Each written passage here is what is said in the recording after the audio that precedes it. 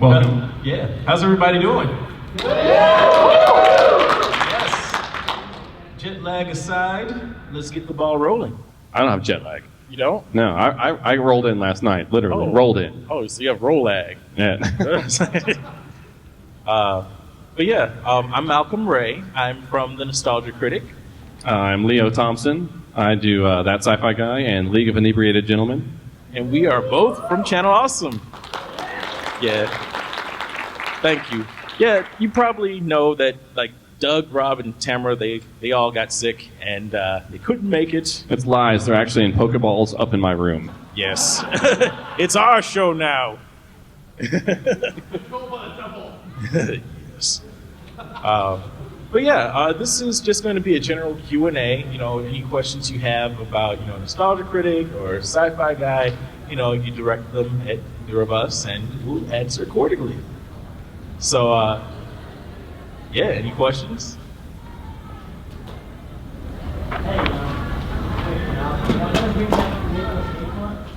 Nicolas Cage month. Well, I mean, it's a possibility because I mean he is an insane actor. So it's like he's always fun to watch, kind of ironically. Well, if you ever, I don't know if y'all covered it. You heard the Nicolas Cage theory?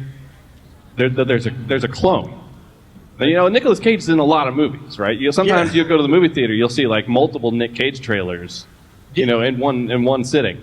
Well, the theory, the only way he can be in this many movies, and also sometimes Nick Cage gives a nice, subdued, well-acted performance, but then sometimes he's like, like over the top, like zany. Okay, so they made a clone, and the clone is a little bit off. Yeah, it's like a defect. Yeah. So you know, that's the theory right there. I believe it. Either that, or he just like completely split his personalities, like in the movie Split. But I mean, a Nicolas Cage month is possible because I mean, he's got like he's in There's everything. so much. Yeah, there's so much. So we'll see. Oh, I think. You know, then having this norovirus, is this one of the side effects we're doing a sequel month? Is there sickness a side effect of doing a sequel month? Yeah, I mean, going through all these sequels, I mean, it takes its toll on you. It really does. Yeah, it's I had to take like, I had to constantly drink Emergency going through all of these sequels. I guess I just dodged the bullet. All right, next question. Yeah, you had your hand up. I'll toss the microphone at them. Yeah, just throw it at him. Hail Mary. My question is for the Sci-Fi Guy. All right, especially when it comes to movies that take place out in space, you talk a lot about the physics and the gravity and all that kind of stuff. Now, on the subject of Star Wars, we got the Death Star traveling at hyperspace, and then in Episode 7, we have suns being absorbed by the Starkiller Death Base. What do you think the effects of the solar system would be on that? Catastrophic. When I was watching that, I was like, and how again does it recharge? You absorb a whole star, and then what? I mean, theoretically it has hyperspace engines, but like the calculations of something that size to travel, I don't know. Yeah, I was baffled by that. There's a lot of things I was baffled by in that. Well, I mean, what else can you say aside from every planet in the solar system's gravity will screw it up? Because you've got the Death Star the size of a moon flying through hyperspace that's at least light speed without hitting anything. And you literally take away the sun, which is the biggest source of gravity in that solar system. Well, I mean, gravity and heat, and I mean, it would be catastrophic to anything. If there were living things anywhere near that star, they're dead. They're all dead. Malcolm, what is the favorite character you play and your favorite Nostalgia Critic character in general? Yes, good Are they the same character? Like it's remained relatively the same. Like it's either between the devil. I was going to say the devil. Yes.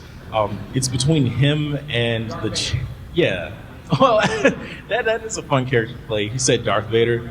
But it's between. Wait, what's that? Oh, the chart guy. Yeah, there's so many characters I play, but what I was saying is like between the devil and then the Channel Awesome version of myself.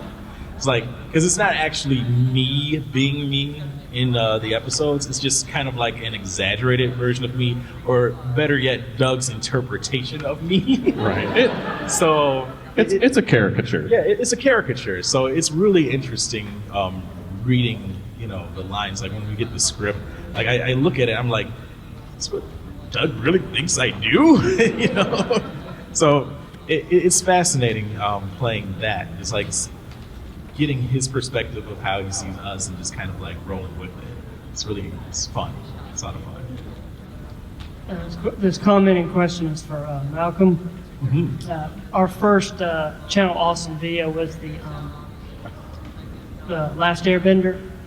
And we really enjoyed the Avatar Last Airbender. Thank you. And my question for you is, was there a big fight between you all regarding who's going to be the dancing Darth Vader? Oh, the dancing Darth Vader. No, not at all. Like Doug immediately just wanted me to be Darth Vader and turning them into Rebel Kool-Aid. Sometimes Doug has a vision. Doug definitely has a vision when it comes to certain things, and like it just works. Like with specific things, like characters like the Devil, or Black Willy Wonka, and now dancing Darth Vader. It just works. Like he sees it, we play with it, and it just like all comes together. So I really enjoy doing that role. Like he's been in 3 reviews already. Has he? Yeah, the dancing Darth Vader. He's like, well, obviously Rogue One, and then he appeared in like the next 2 subsequent reviews. Yeah, but dancing that thing is really difficult because like you can barely breathe. Yeah, and no, it's actually easier breathing in my tiger suit because like the mouth opens and there's plenty of ventilation. But in the Darth Vader one, it's just like perforated holes, and you actually feel like the actor in that suit just going. Yeah. So. But yeah. Oh, question over there. Yeah, keep your hand up so our mic runner can find you. How much of a furry are you? How much? Well, I mean, I have a suit. Yeah, I mean, that's pretty much that, Did you right? bring it with you? What was that? Did you bring it with you? I did not bring it with me. Aw. I mean, I've got prints though from the commercials episode, so that'll be something. I'll be in the artist alley if you want to buy some ears from me. And Sure, I'll check you out, man. Did you ever go to a lot of conventions before you were on Channel Awesome? Let's see. Before I joined Channel Awesome, I had only been to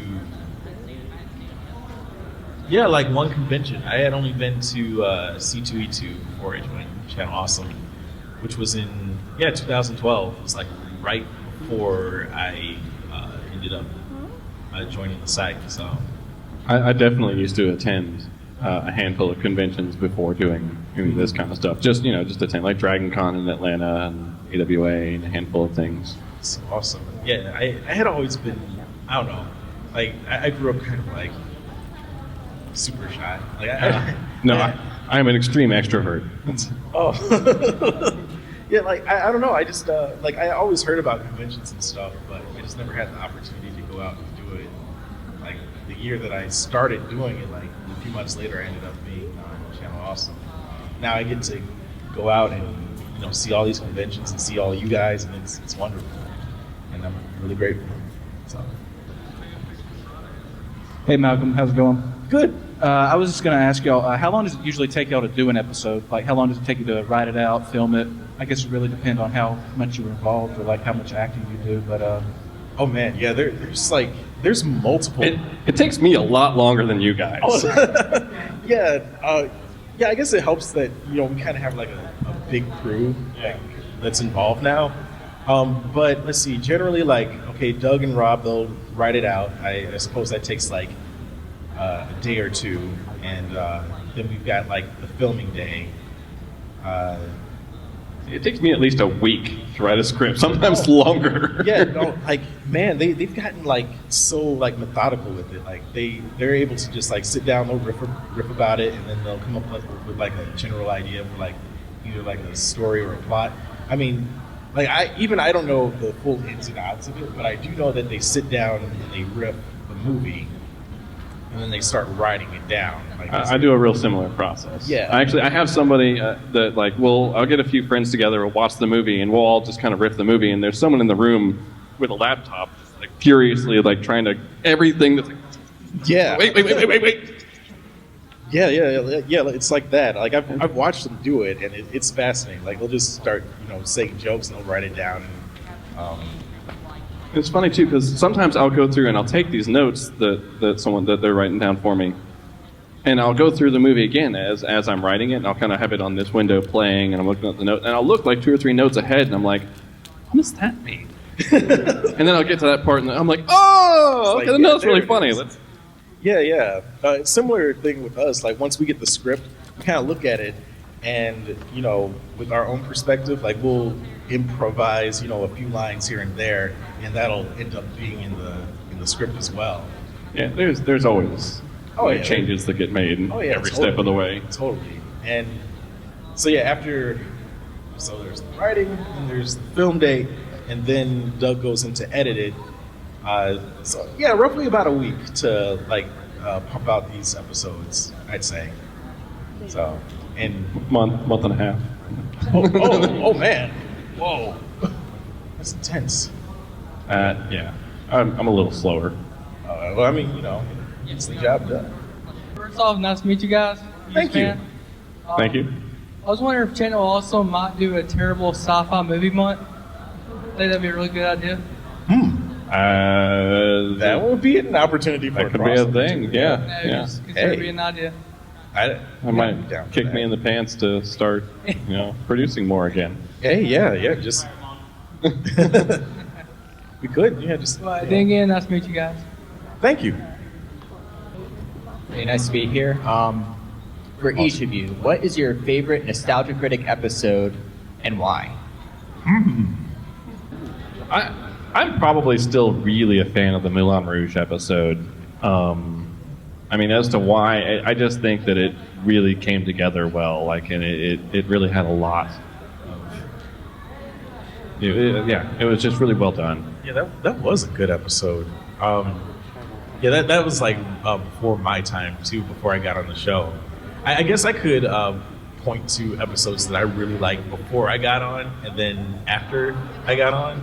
So I guess before I got on, my favorite episode to this day is the Howard the Duck review, because it's just so ridiculous. Because I had watched that movie, and coincidentally enough, a review of it shows up on the internet, and this was how I ended up discovering the Nostalgia Critic.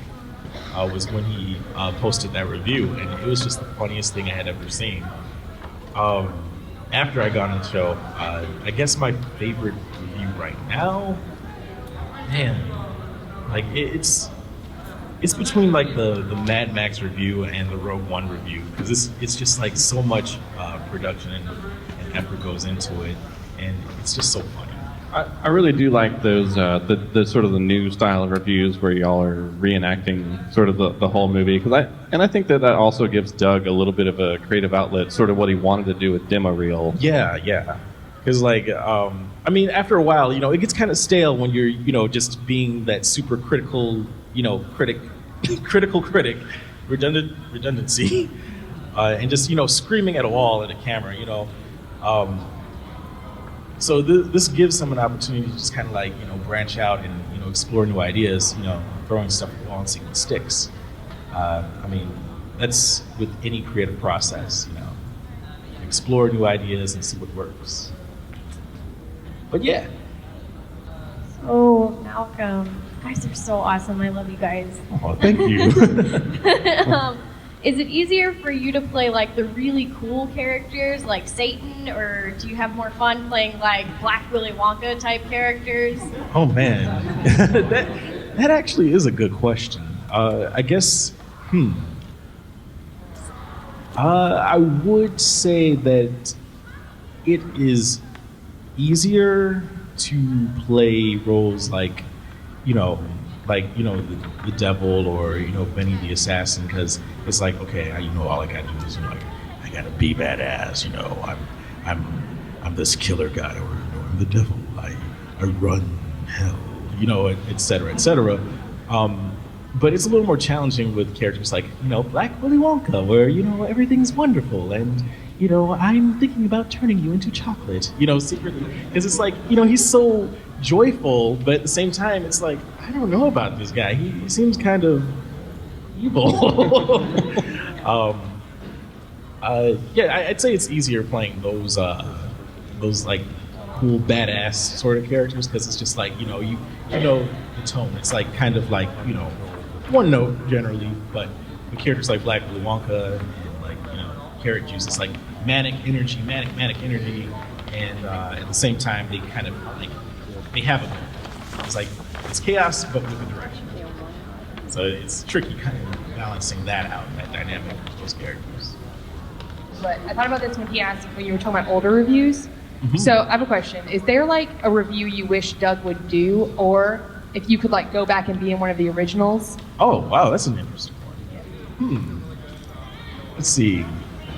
Like some of the older ones. Like, the format's changed so much. Yeah, it really has. Like it would be interesting to see. Like if you could update one of the older reviews to the new style with you in it or something.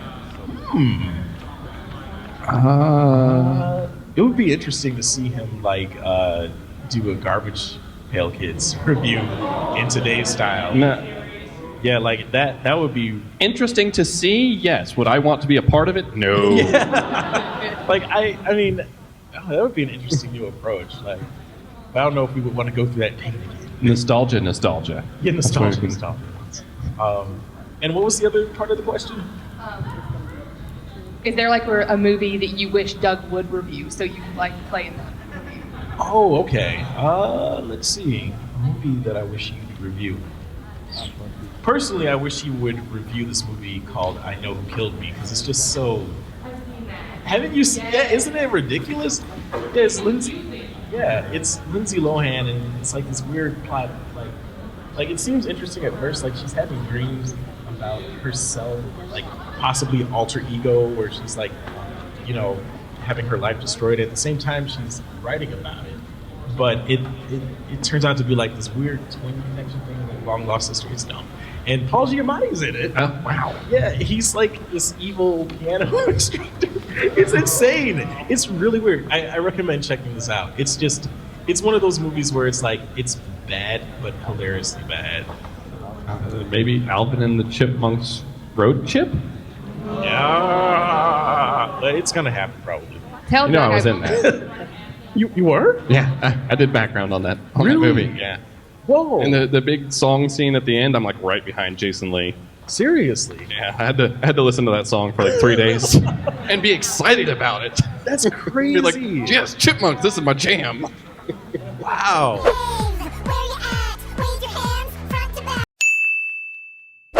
I co-signed both of those reviews. If you want Doug to do them, you've got one person behind you. Oh man, yeah. That's a possibility. Yeah, I'd love to talk to him about that. I didn't know that. That's too funny. I forgot, but you should dance more in your videos. Oh, me? Like just dance more? Yeah, I am a dancer. So, and Doug's finally wanting to implement it. So, we'll see. There'll be more opportunities for it. So, is that you, the one in the M. Night Shyamalan costume? Yeah, that's me. Yeah, I am Shyamalan. I do the body work for Shyamalan. Rob does the voice. We can both do Shyamalan. But he really wanted to do the voice because he's a big fan of Stephen Bloom. He wanted to do his Amon impression. So, it works. It sounds really good. I honestly think he brings more justice to it than I could. With time, I could have probably done the same thing, but Rob is good, so. First of all, I want to say that I really appreciate the work you guys do, entertaining for people like us. Thank you. And I have this reverse effect with Critic where no matter how bad he makes a movie seem, it makes me want to see it more because the review is so entertaining. Before joining Channel Awesome, did you ever have that feeling watching his videos? Oh yeah. Like Definitely. like you'll get this morbid curiosity, no matter how painful something seems, you still want to like try it out. Oh, he made that seem really entertaining, and then you're like, I regret my decision. Yeah, I regret my decision watching this. I've made a horrible mistake. Yeah, like, well, no, actually, like when he did the Turkish Rambo one, I couldn't help but to like go and look that one up. I'm like, this movie can't be real, and it was. I died inside. But yeah. Okay, first of all, it's great to see you here for the first time at Comic-Con. Thank you. I'm loving it. Thank you all for having me here. And my question is, was there something that you used to like as a kid that now is so painfully embarrassing that you think to yourself, oh my God, I used to like this? Oh man. No, I'm not ashamed of anything I used to like. Like I wouldn't say like that I'm necessarily like ashamed of it, but like I look back and I'm like, man, Oh, that was not good. yeah, that was actually really not good. Like this movie called The Pebble and the Penguin. Yes. I love that movie. I like penguins. I mean, I still like penguins, but that movie I don't like anymore. Like, looking back at it, it's ridiculous.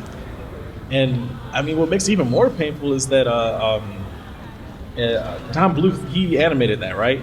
Yeah, it looks so good, but at the same time, the story is so it's heartbreaking.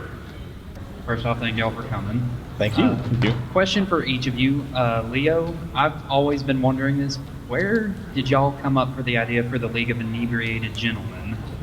Honestly, I wanted, again, it takes me a long time to produce a Sci-Fi Guy episode, and I wanted something that I could turn out a little bit faster, something I didn't have to write a script for, and I liked, but I didn't want to just do like a let's try kind of thing. I wanted something with a little bit more format and structure to each episode, so, and I like beer. And my other co-host Alan likes beer, and then Nick, who's sort of my co-writer, didn't drink at the time at all. He was like, "I'd like to get in on that." I'm like, oh, that creates a real interesting dynamic because he can ask questions. Well, why this? And we can be like, well, because this and that. And it didn't feel like we were sort of talking down, explaining things, and I thought it created a real natural sort of flow to it. And my question for you, Malcolm, is what was it like on the set when y'all did the top 11 Avatar episodes and had Dante Bosco there? Oh man, it was a real treat having Dante Bosco there. Like he's such a chill dude. He's so nice. Yeah, so nice. Like just really laid back. Like I know he had been up super late, like just playing poker with like Doug and the producer, and Doug kept trying to give him an out, but he kept wanting to play his hand, and so they were up until like 2 hours before we had to shoot. And so on set, it's like Dante Bosco is a zombie, but when we were doing takes, he immediately like just turned on, like damn, it's like night and day. It's like he's really professional. So that was a lot of fun. I actually did a behind the scenes of that. If you want to check it out, it's just behind the scenes of the top 11 Avatar episodes. Okay, this is from Malcolm. The guy's Shyamalan question actually made me remember that Shyamalan just came out with Split. Yeah. Is there any plans to do that, especially considering it's like being reviewed as like a comeback for Shyamalan? Right. It's a possibility. I have yet to I know Doug posted about it. I don't know what his opinions of it are yet. Mm-hmm. I personally thought it was like an okay movie. I haven't seen it yet. You haven't seen it? Okay. Well, I won't spoil anything, but I feel like that Shyamalan's starting to find his stride again. Like he's starting to like not take himself as seriously as he used to. Like there's a quirkiness to it. I really enjoyed The Visit. I don't know if you saw that one. I don't usually watch Shyamalan works. I don't No? watch that genre of movie anyway. Oh man, like The Visit. Is Shyamalan a genre now? Is that the thing? You know what? It should be. It Yeah, why should not? be. I mean, after the last few movies, it Yeah. might as well be. But it's a possibility. I'll have to talk with him and see what he thought about it. But we'll see, because that'll be a chance to bring back Shyamalan. Shyamalan. I think I saw Supergirl. Yes, right there, Supergirl.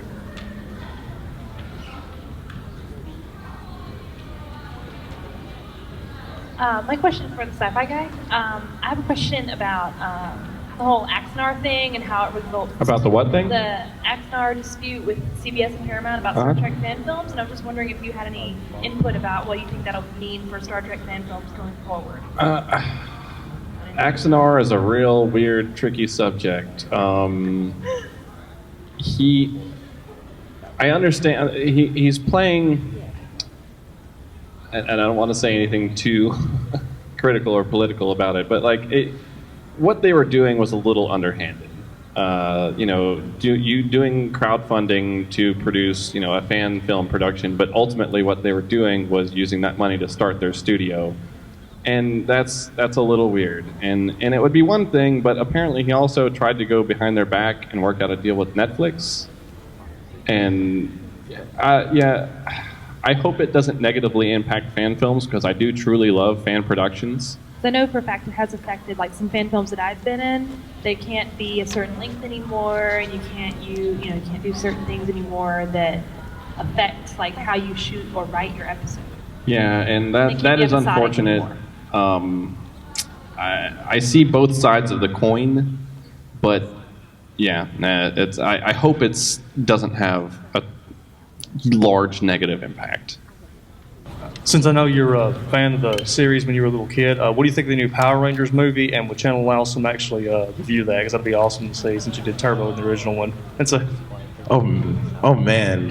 I've seen the trailers of it, and it's weird. Yeah, Breakfast Club. I was looking at some of the promotional images, and I saw the vignette, and I was like, this could be interesting, a new spin on Power Rangers. But as more came out, it was like peeling back an onion, and this is technically the first reboot that franchise has ever had, right? True, yeah. And it feels like they're doing Chronicle. You remember that movie, Chronicle, with the kids touching the rock? And it feels like that combined with Full House. I can't take credit for that joke, because or Breakfast Club, rather. Yeah. If you do a review of it, it needs to have exactly that tone. Yeah. Breakfast Club is what I meant to say. I think Brad coined that. Cinema Snob. Yeah, he said it's like Chronicle combined with Breakfast Club. That's what it feels like so far. And yeah, he's right. I saw the occasional episode growing up. I would never have called myself necessarily a fan, but I didn't hate it. I enjoyed what I saw, but I wasn't. But so to me, I don't know. The trailer looks interesting. Looks like it could be a fun action movie. It could. I don't have that nostalgia for it. They messed up this and that. I'm very open to it. So I'm more open to interpretation, I guess. Right. It's not I feel that way about Dragon Ball.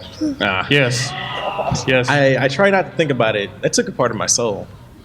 They can't get away with that. The live action Kamehameha was awesome, yeah. but that was about the only thing that was really, really good about it. That's coming. That will not escape. No. They cannot get away with that. No. Okay, no disrespect to Tamra, but I've seen your YouTube channel. Why don't you have your own show on Channel Awesome? Oh man, Are you answering? Have you ever thought of it? Has anyone ever asked you? Oh, should I answer Tamra? No.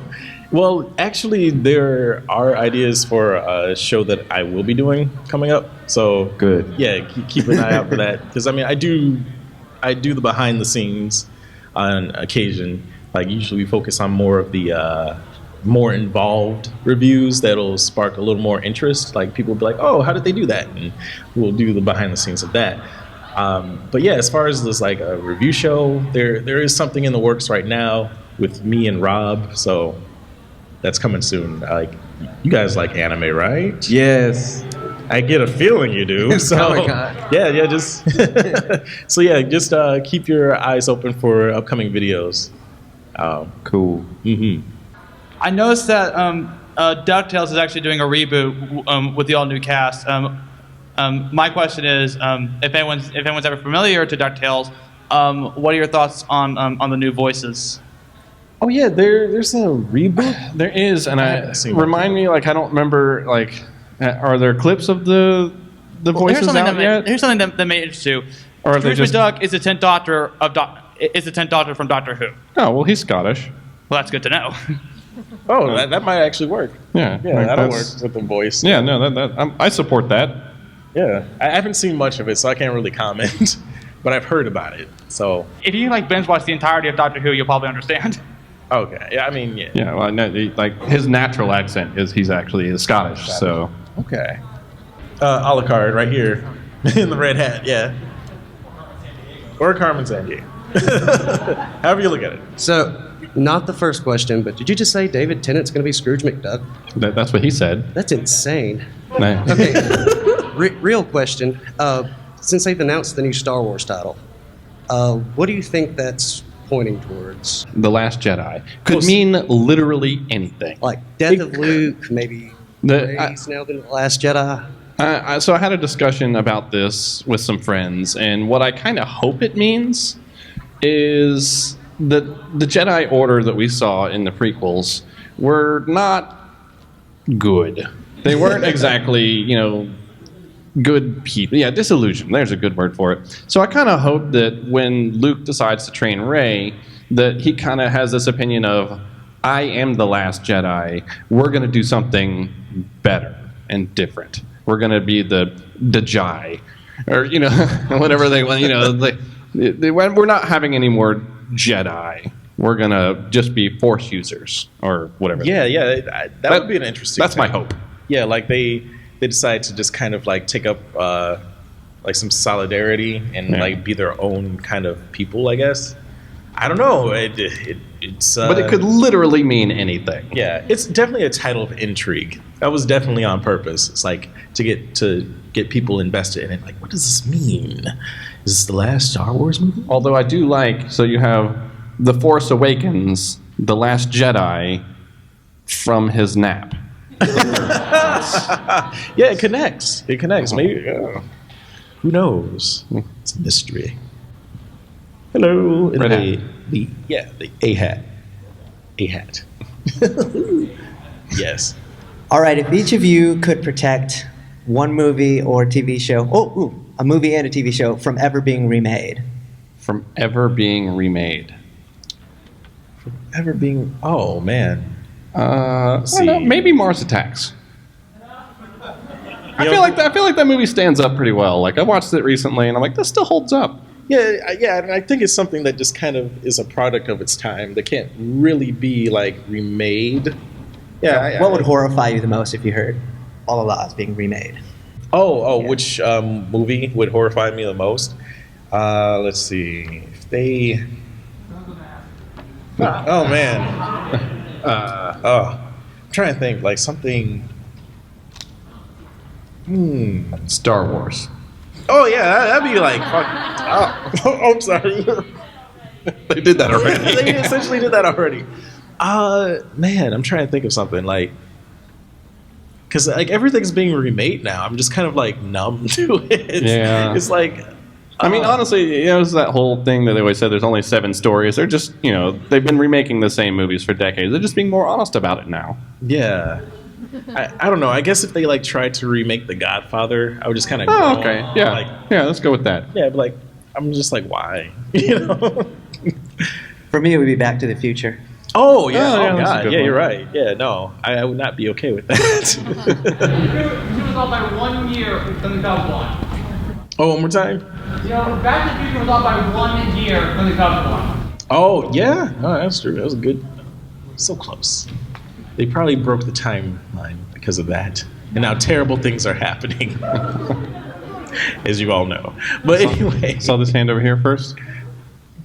Okay, so have you seen the new Ghostbusters movie? I have. Yes. What's your honest opinion about it? Is it really as bad as everyone makes it out to be? I thought it was okay.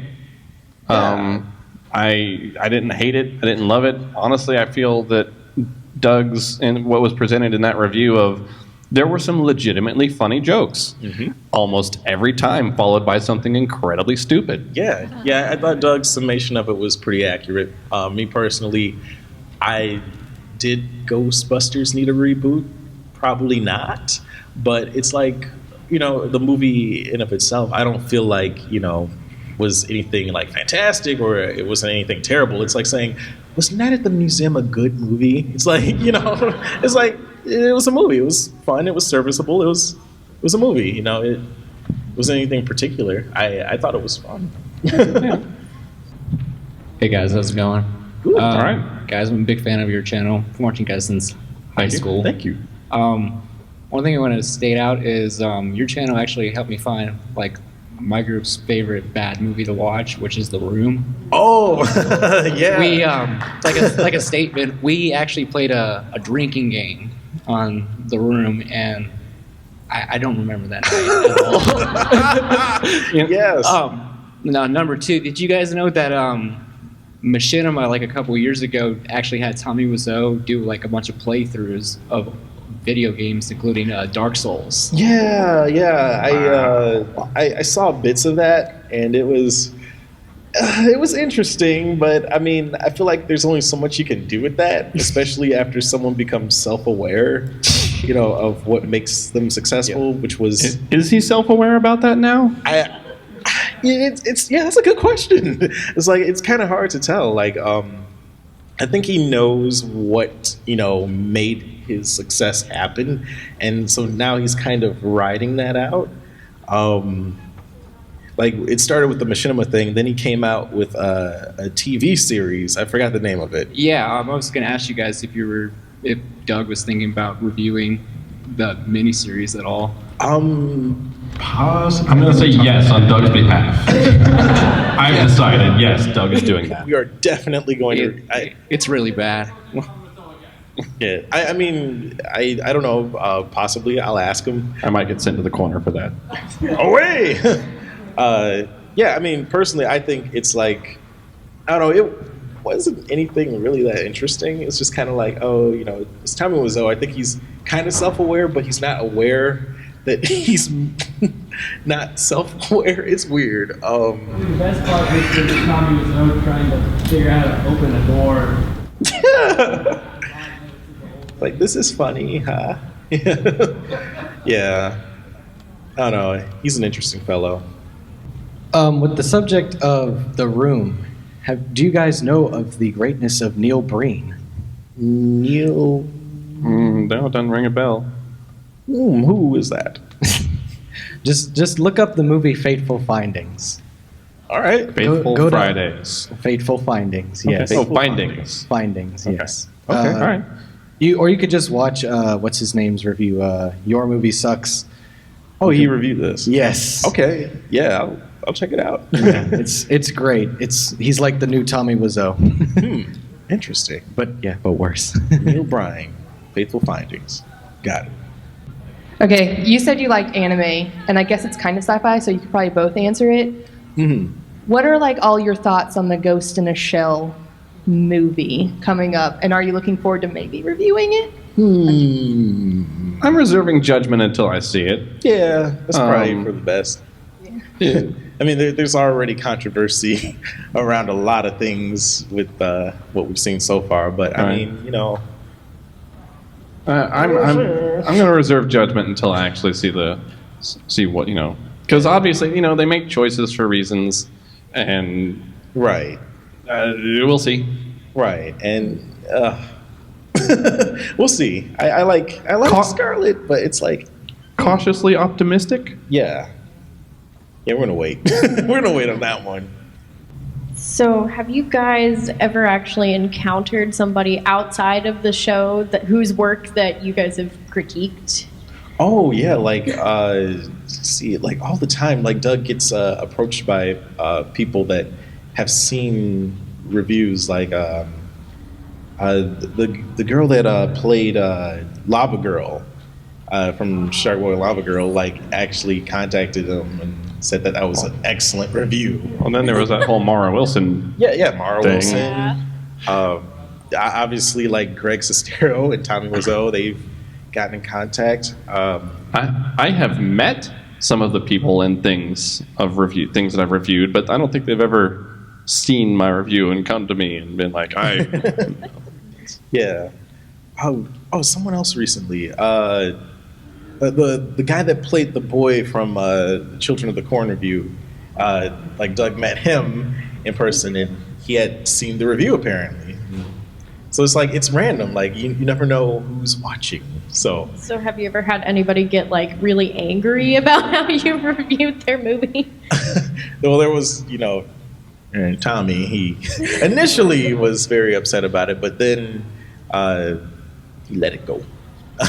He kind of realized that the review actually helps spread word of his creation. That's a good word for that. Yes, creation. And now it's going to be turned into a movie starring James Franco. Thank you. I always forget his name. I wanted to go back on the subject of Tommy Wiseau. Sure. A while back, there was like a rumor, I don't know if it was true, that Tommy Wiseau wanted to take a shot at the Fantastic Four. How would you feel about that? I mean, can it get much worse? That could be.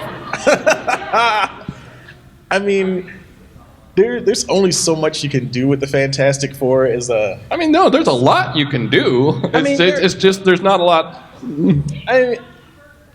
I can't get worse. Honestly, never challenge worse.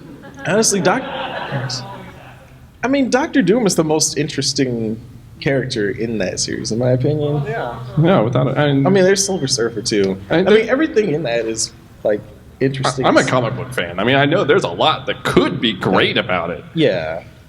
I would. Tommy. I don't know if he would be the right choice, but I mean, it would make it interesting. That's for sure. Yeah, it would be. I would watch it. Give it at least one viewing. Yeah. In the latest Smurfs 2 review, the guest at the beginning who was going to review it with, but then kind of went on a tirade. He's the black nerd. Okay. Yeah. Andre. The black nerd. At the very start, he said he had 200 on the Patriots. Who do you think is going to win the Super Bowl, Patriots or Falcons?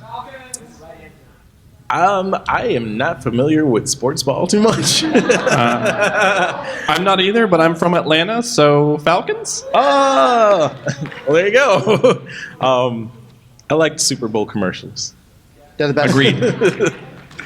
I mean, we'll see what happens, though. Yeah. No, I would totally like to be in a Super Bowl commercial. That'd be badass. Achievement unlocked. Right? Okay, so for both of you, what is one movie or series that y'all haven't necessarily reviewed yet that you may particularly like or not like, but you're absolutely terrified to do it, and why? Rocky Horror Picture Show. And I haven't. We're not even going to touch that. Yeah, maybe that one. I don't know. I feel like any time the Star Trek can be polarizing to people. So maybe that. I honestly, and it was even in my. I did a Star Trek Best Worst. One of my 5 and 5 episodes, and spoilers. When I got to, I had to pick because I did it by job, and when I got to captain, I had to give a best captain and a worst captain, and I wasn't going to chintz out and be like some one-off, campy thing. I had to pick one of the main captains, and I had to name Kirk as the worst captain, and I really thought I was going to get lynched for that. But he was bad. He was a swashbuckler. He just didn't care. Just going around.